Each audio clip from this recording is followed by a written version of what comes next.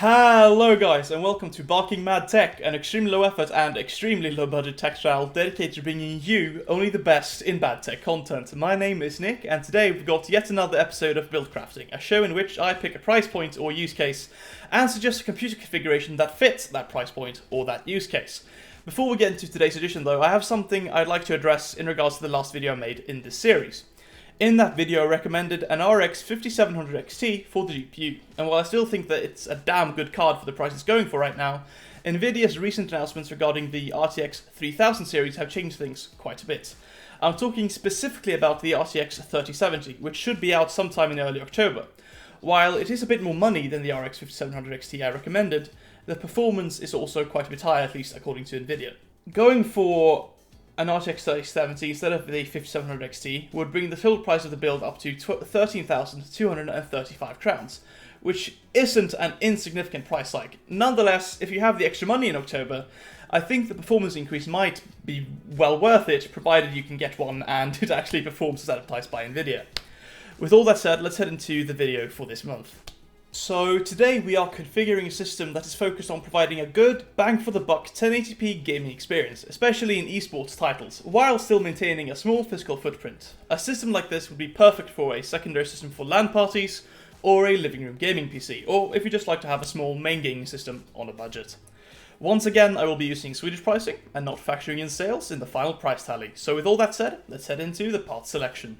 So, for a processor, I would really have liked to have gone with the Ryzen 3 3300X, as it is an excellent performer, especially for the price. Alas, that CPU is just not available from anywhere.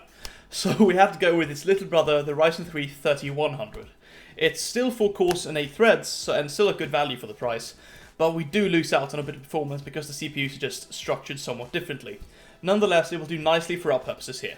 For the motherboard I went with the ASRock A520M mITX AC. This is for a few reasons. Number one, it is among the cheapest AM4 mITX motherboards, period.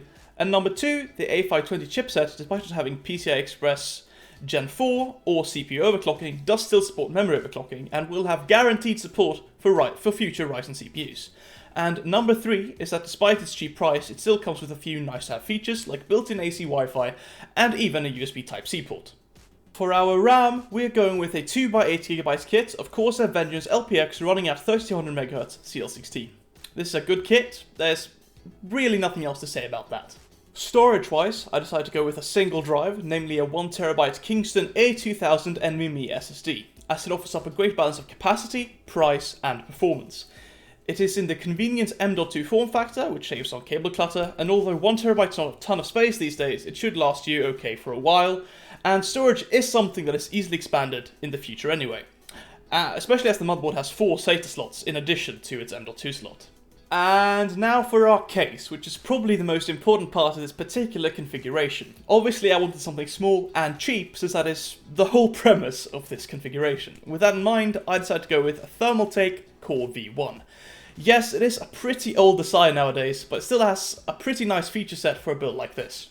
It has a mesh front panel and comes with a pre-installed 200mm fan, so airflow should be pretty good.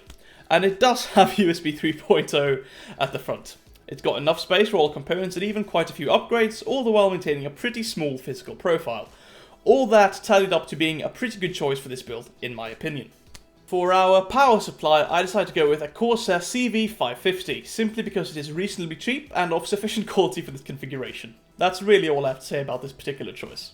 And finally, for our graphics card, I decided to go with a GTX 1650 Super, specifically this model from Gigabyte. Not only is it very small and efficient, it performs pretty damn well at 1080p for the price, especially in esports titles. Now, if you have the extra money, this is something I'd recommend upgrading to perhaps a GTX 1660 Super, but if not, then the 1650 Super listed here will do quite nicely in a lot of games. Wow, Nvidia really did a number on us with that naming scheme, didn't they? So there you have it, my friends. That's my suggestion for a budget mini ITX gaming PC in September of 2020. You'll see the final price tally on the screen here in a moment. A build like this will do great in most esports titles and handle a lot of older AAA titles with ease, while leaving room for future upgrades. So with all that said, hope you guys enjoyed the video, keep an eye out for the next one, and peace out.